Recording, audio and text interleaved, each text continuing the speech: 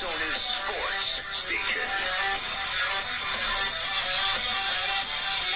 Taking a break from talking football at Cards Camp and talking football because of the fact that the Rising again are on one of their great power trips in which they're dominating their league, and they have back-to-back Saturday home games coming up this Saturday and on the 21st. And Bobby Dulle is the general manager, and he joins us on the Coulter Automotive Group Sports Line.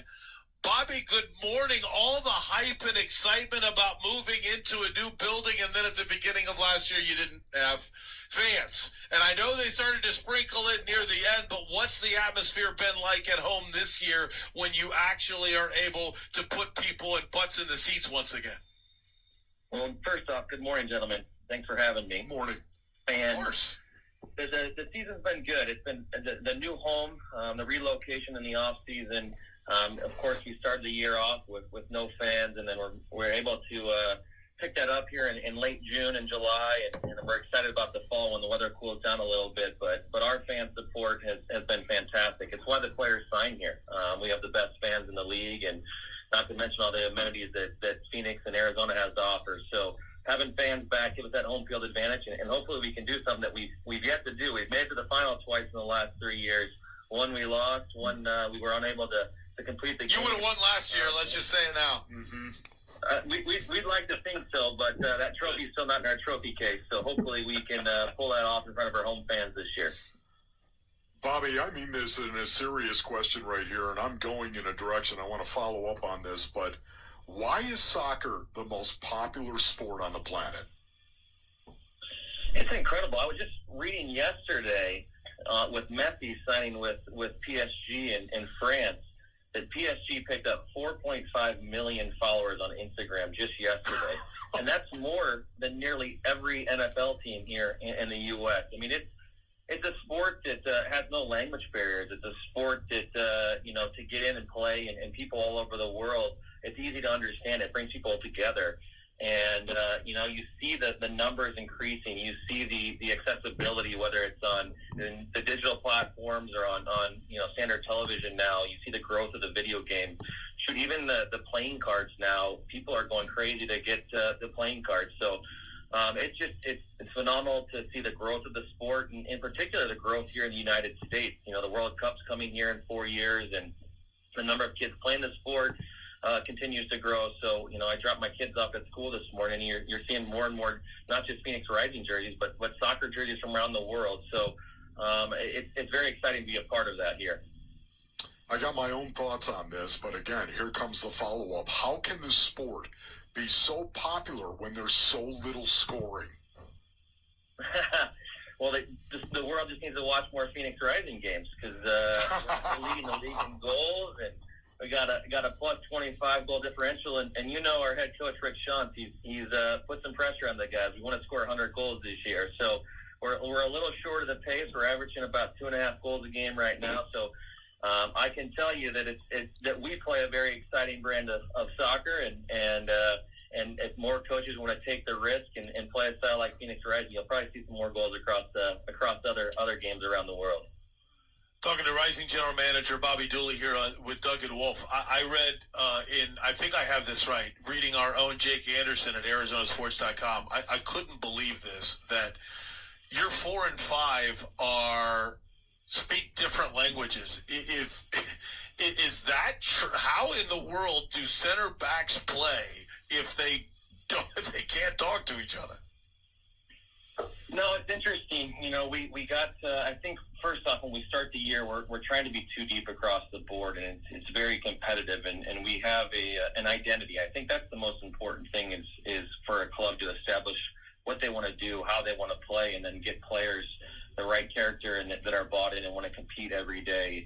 And it's a competition every day on the training fields. And so we brought in a new center back from Mexico recently, and one of our regulars had to step away last week for a family matter, and speaking different languages. Again, I was fortunate to travel the world and before I joined Phoenix Rising, and I think the two things that bring everyone together are music and soccer. So once you're out on that field, it's a feel, and especially when you're playing at our stadium, it's pretty loud. So our players have to shout. So they have to rely on just, the training, the working together, and a feel for each other. So last week it was certainly interesting, but our guys were able to work together, and we didn't get the result we wanted. It was a draw, but it's once the game starts, getting between the white lines, we're all speaking the same language, and that's to dominate and put a lot of pressure on our opponents. Bobby, it's a fantastic story. So sorry to actually continue to harp on this, but I'm jealous. I'm jealous of soccer. I'm jealous of soccer because once again, you can see a 1-0 match and people are going nuts. They are loving what it is they're seeing. They focus on the process and how difficult it is to actually score. They focus on the process of that and appreciate the struggle that they're seeing. And this is one of my big gripes with the National Football League, that they're going fantasy football, that the rules are changing so that there can be a ton of scoring. And nobody focuses on the process of the game and the struggle and how difficult it is. And yet Phoenix Rising fans and soccer fans all over the world love the process. Yeah, you're right. It drives me nuts. Well, again, you got to keep watching the Rising games because that process is evident, and then you see the results of that process quite a bit.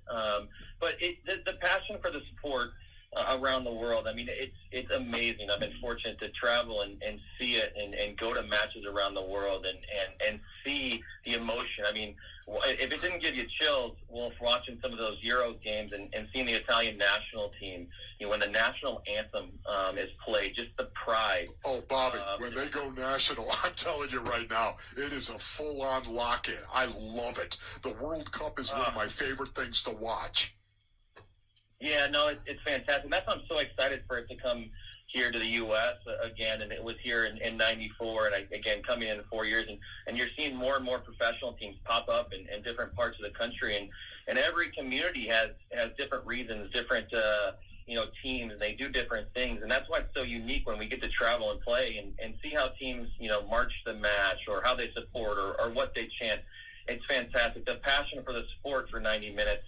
That's what creates the energy. I mean, you come to a Phoenix Rising match and you hear our fans standing, shouting, singing, banging on drums, and they're doing that. That gives our players, the added juice to push through for 90 minutes. And yeah, there may not be as much, end result, meaning touchdowns or goals, but right. That process, the fight, the will to win, that's evident in a professional soccer match. That's for sure. Bobby, highlight the next game. What do you want to see from the boys against OC? Yeah, so again, you're only as good as your last match, and in our last match, we again, road trips, you kind of go into things and you try to get 3 at home and a draw on the road, and I think we've kind of shifted the narrative over the last couple of years, and we look to get 3 points at home and 3 points on the road. So we look at that as an opportunity to improve on our last performance.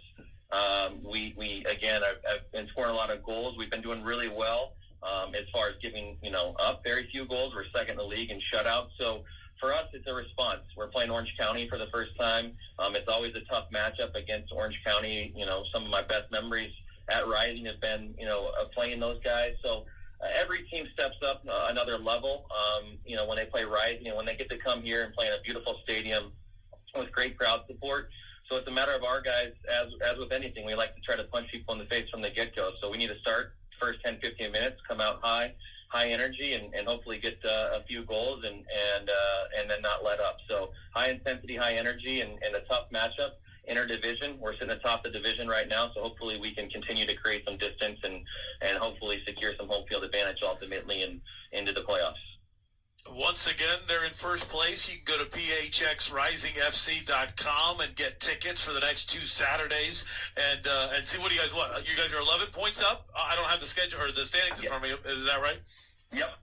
And we have a game in hand. So, and they played one more game than us, the teams in second, third. But that doesn't mean much. We're focused on the next matchup, and we got to go forward and get a result, and then we take this one step at a time. I know it's cliche, but that's how we've approached the last 4 years, and hopefully this 5th year is our magic number here at our new home at Wild Horse Pass.